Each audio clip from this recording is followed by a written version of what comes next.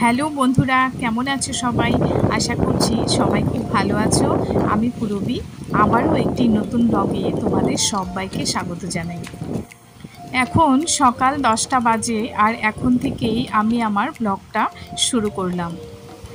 আজকে আমাদের এখানের ওয়েদারটা খুবই সুন্দর ছিল, তো খুবই সুন্দর হাওয়া হচ্ছিল এখানে। তো আমার ছেলে মেয়ে স্কুলে চলে গেছে আর এখন আমার রান্নাও হয়ে গেছে।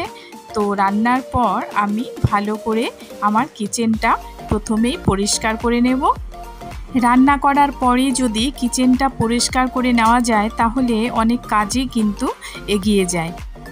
তো রান্নাটা যখন শেষ হয় তারপর যে বাসনপত্রগুলো থাকে সেগুলো মেজে পরিষ্কার করে যদি গ্যাসটাও সাথে সাথে মুছে নেওয়া যায়, রান্নাঘরটা কিন্তু খুবই পরিষ্কার পরিচ্ছন্ন থাকে।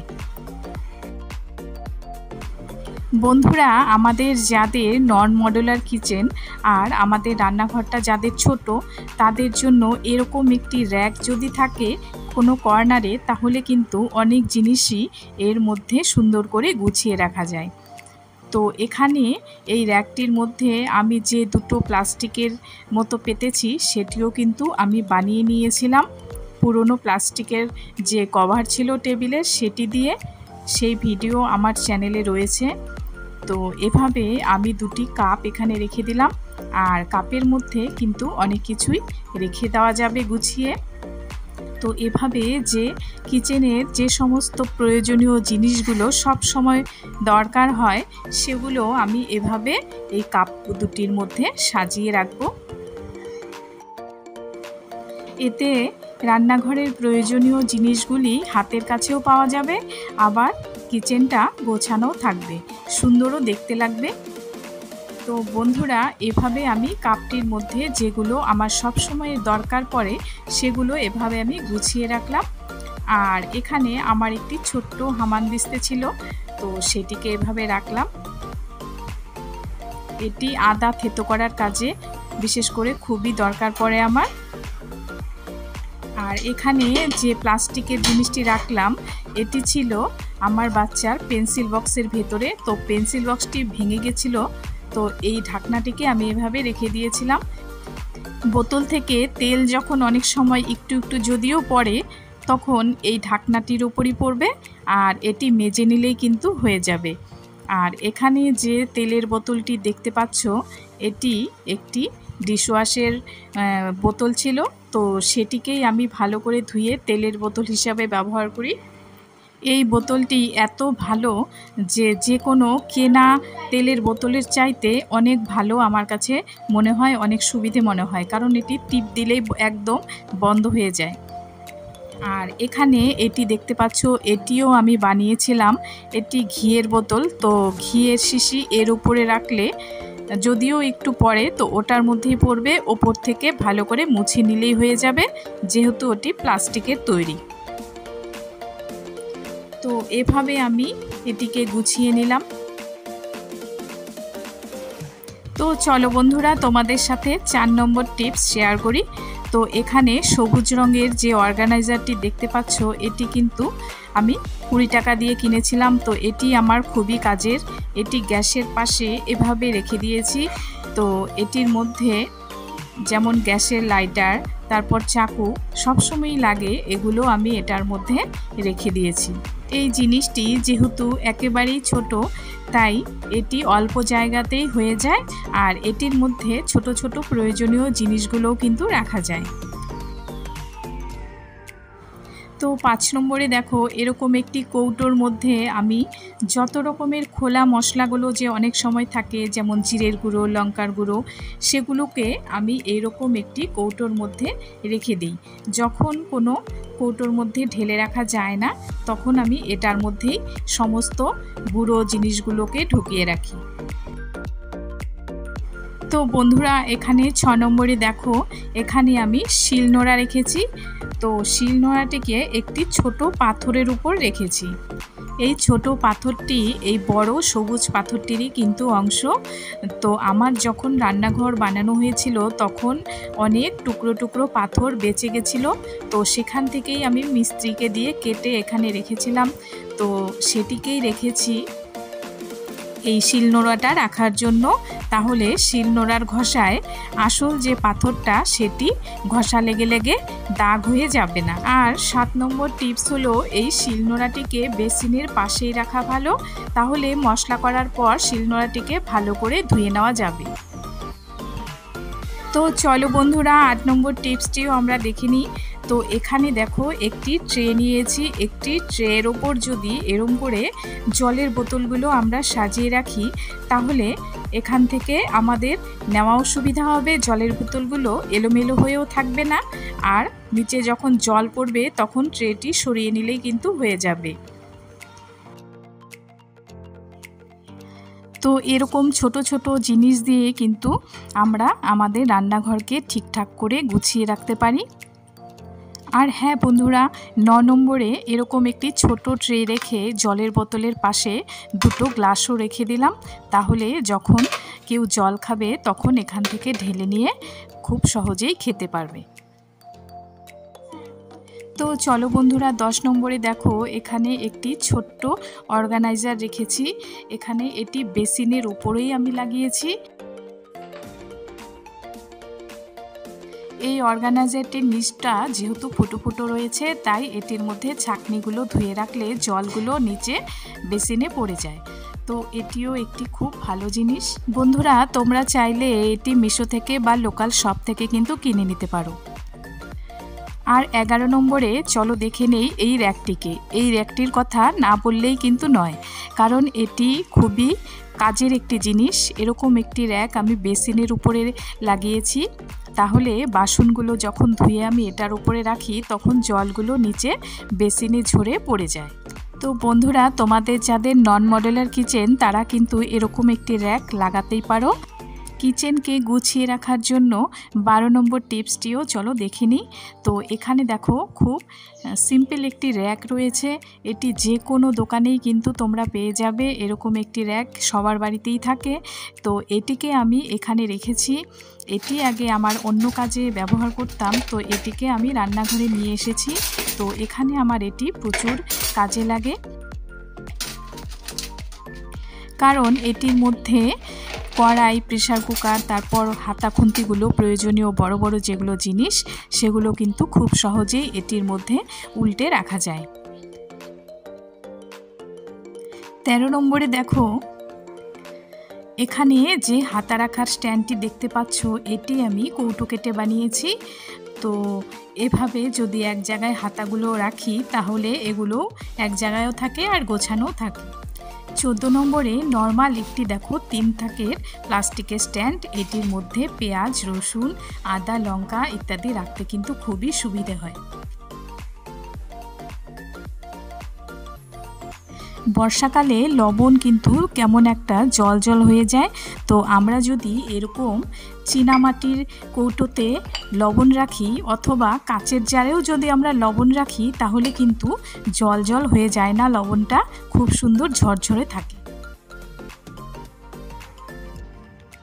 16 নম্বরে দেখো এখানে একটি কাঠের র্যাক রয়েছে সাদা রঙের। তো এই র্যাকের মধ্যে আমি অনেকগুলো জিনিস সাজিয়ে রেখেছিলাম, তো এগুলোকে আজকে আমি সব নামিয়ে নিয়েছি। এগুলো আমি 1 মাসে একদিন সব কিছু নামিয়ে মেজে ঘষে তারপর শুকিয়ে আবার সেখানে সাজিয়ে রাখি। তো আজকেই আমি এগুলো সব কিছু নামিয়ে রেখেছি, তো এগুলো আমি ধুয়ে নিলাম। আর এখানে যে কিচেন ল্যাবটা দেখতে পাচ্ছ এটিও আমি বানিয়েছিলাম একটি ছাঁকনি দিয়ে। তো এখানে দেখো এগুলো আমার ধোয়া হয়ে গেছে, এগুলো একটু রোদে শুকিয়ে নেব। 17 নম্বরে দেখো এখানে রয়েছে একটি ছোট্ট স্টিলের স্ট্যান্ড। তো এরকম স্ট্যান্ড কিন্তু খুবই অল্প জায়গাতেই লাগিয়ে নেওয়া যায়, আর এখানে প্রয়োজনীয় জিনিস কিন্তু তোমরা রাখতে পারবে। এখানে যে কাচের জারটি দেখতে পাচ্ছ এটি আমি একটি জিনিস বানাবো, আর যখন বানাবো তোমাদেরকে অবশ্যই দেখাবো। বন্ধুরা, আমাদের যাদের গৃহিণীদের প্রতিদিন রান্না করতে হয় তাদের জন্য এই রাইস কুকারটি কিন্তু ভীষণ উপকারী একটি জিনিস। কারণ এটিতে খুব সুন্দরভাবে আলু বা অন্য সমস্ত জিনিস সেদ্ধ হয়, আর এখানে দেখো ভাতও রান্না হয়। তো এটি সকালে এবং রাত্রিবেলা ভাত রান্না করার জন্য কিন্তু খুবই ভালো একটি জিনিস। আর এখানে দেখতে পাচ্ছ বন্ধুরা একটি মশলা রাখার স্ট্যান্ড। তো এখানে 16টি কৌটো রয়েছে মশলার। এটি আমি অ্যামাজন থেকে নিয়েছিলাম, সম্ভবত 500 টাকার মতো দাম ছিল, 499 টাকা। তো এটিও খুবই ভালো একটি জিনিস। এটিতে কিন্তু 16 রকমের মশলা ধরে যায়। তো এটি আমি ধুয়ে দিয়েছিলাম। তো এটিতে মশলা এখনও ভরিনি, আমি ভরবো মশলাগুলো। আর এখানে একটি ছোট্ট প্লাস্টিকের সবুজ রঙের বাটি ছিল, কোনো একটি বিস্কিটের প্যাকেটে পেয়েছিলাম, তো সেটি এখানে রেখে দিলাম। অনেক সময় হয় না যে খুচরো পয়সা থাকে, তো সেগুলো বা অন্য ছোটোখাটো জিনিস অনেক সময় রাখতে হয়, তো সেই জন্য আমি এই বাটিটি এখানে রেখে দিলাম। বন্ধুরা, আমার রান্নাঘরটি যেহেতু একেবারেই ছোট, তাই রান্নাঘরের সামনেই আমার ফ্রিজটি রাখা রয়েছে। তো ফ্রিজের কভারটা আজকে আমি উঠিয়ে নিচ্ছি, এটিকে আমি ধুয়ে দেব। আর এখানে যে ফুলদানিটি দেখতে পাচ্ছ, এটি আমি বানিয়েছিলাম আমার একটি কুর্তি দিয়ে, সেটি তোমাদেরকে দেখাবো অবশ্যই ফুলদানিটি। তো ফ্রিজটি আমি ভালো করে একটু মুছে নিলাম, যদিও ধুলো পড়েনি, এটা দিয়ে ঢাকাই ছিল। তো এরপর আমি যে জিনিসগুলো ছিল সেগুলোকে আমি গুছিয়ে রাখবো। আর এখানে দেখো একটি ছোট্ট কৌটো দিয়ে আমি এটি আগেই বানিয়েছিলাম। তো এটির মধ্যে একটু আমি মানি প্ল্যান্ট রেখেছিলাম, একটি জলের বোতল কেটে। তো এটিকে আমি এটার মধ্যে রেখে দিচ্ছি, দেখতেও সুন্দর লাগবে। তো এই মানি প্ল্যান্টটিকে আমি সবসময় এখানে রাখি না, অনেক সময় উপরেও তুলে রাখি র্যাকের উপরে স্ট্যান্ডে, আবার অনেক সময় অন্য জায়গাতেও রাখি। বন্ধুরা, আমি blog, home decor item, cooking, tour, makeup, old cloth reuse idea, craft idea ইত্যাদি বিভিন্ন ধরনের ভিডিও শেয়ার করে থাকি। ওরা আমার বাড়িতে যত রকমের জিনিস দেখতে পাচ্ছ হাতে বানানো, সব কিছুই কিন্তু আমি বানিয়েছি এবং এগুলোর ভিডিও আমার চ্যানেলে রয়েছে। তো তোমরা চাইলে অবশ্যই সেখানে গিয়ে দেখে নিতে পারো। আর আমার ইউটিউব চ্যানেলের নাম অল ইন ওয়ান পূরবী। তো বন্ধুরা, আমি র্যাকটির থেকে যেসব জিনিস নামিয়ে নিয়েছিলাম ধোয়ার জন্য, তো সেগুলো শুকিয়ে গেছে। তো এগুলোকে আমি আবার সাজিয়ে নিচ্ছি। এখানে যে র্যাকটি দেখতে পাচ্ছ সাদা রঙের কাঠের, সেটি আমি অনলাইন থেকে নিয়েছিলাম। এগুলো লোকাল শপে পাওয়া যায়, তোমরা চাইলে অবশ্যই নিতে পারো। অনেক সময় আমাদের আলসির জন্য অনেক কাজ করতে ইচ্ছা করে না, আর সময়ও পাওয়া যায় না। কিন্তু 15 দিন পরে পরে বা মাসে একদিন করে যদি আমরা রান্নাঘরের জন্য 1 ঘন্টা সময় বের করি, যে আজকে এই 1 ঘন্টা আমি রান্নাঘরের জন্য পরিষ্কার পরিচ্ছন্ন করব ভালো করে সম্পূর্ণ, তাহলে কিন্তু খুব সুন্দরভাবে রান্নাঘরটা পরিষ্কার হয়ে যায়, আর মনটাও কিন্তু ভালো হয়ে যায়। তো বন্ধুরা, এখানে যে বড় ফুলদানিটি দেখতে পাচ্ছ সবুজ রঙের, এটি আমি আগেই বললাম যে কুর্তি দিয়ে বানিয়েছি। কেমন হয়েছে সেটি কিন্তু তোমরা কমেন্টে জানিও। এখানে আমি ফ্রিজের কভারটা আজকে ধুয়ে দিলাম। তো এই কভারটা আজকে শুকোবে না, তো আমি এভাবেই রাখছি। তো এখানে দেখো একটি ছোট্ট স্ট্যান্ড মতো বানিয়েছি, এটিও কিন্তু হাতেই বানিয়েছি কার্ডবোর্ড দিয়ে আর পুরনো কুর্তি দিয়ে। তো এখানে রান্নাঘরের জন্য আমি গরম লাগার 2টি মলম রেখেছি, একটি বার্নল আর আরেকটি মলম। তো দুটি আমি এখানে রেখে দিলাম। কখনো কখনো যদি হাতে তেল ছিটে আসে, তখন সাথে সাথে যদি এই মলম দুটির একটি যদি লাগিয়ে দেওয়া যায়, তাহলে কিন্তু সেখানে ঠোসা পড়ে না। রান্নাঘরে আমি কোনো ওষুধ রাখি না, কিন্তু এই পুড়ে যাওয়ার বা গরমে ছ্যাঁকা লাগার 2টি মলম কিন্তু আমার সবসময় থাকে, কারণ যে কোনো সময় কিন্তু তেল ছিটে আসতেই পারে। এটি গৃহিণীদের কিন্তু অবশ্যই রাখা উচিত। তো বন্ধুরা, এখানে একটি সবুজ রঙের পুতুল ছিল, সেটিকে রেখে দিলাম। আর এখানে যে হলুদ রঙের ফুলদানিটি দেখতে পাচ্ছ, এটিও কিন্তু কার্ডবোর্ড দিয়েই তৈরি করেছি।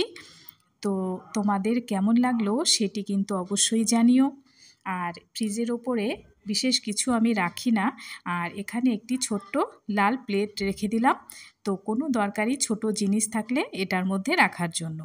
তো বন্ধুরা, আজকে আমার রান্নাঘর পরিষ্কার করতে করতে তোমাদের সাথে অনেক গল্পও হলো আর কিছু টিপস তোমাদের সাথে শেয়ার করাও হলো। তো তোমাদের কেমন লাগলো কমেন্ট করে জানাতে কিন্তু ভুলো না। তো বন্ধুরা, আজকের মতো এই পর্যন্তই। তোমরা সবাই ভালো থেকো, সুস্থ থেকো। দেখা হচ্ছে পরবর্তী ভিডিওতে।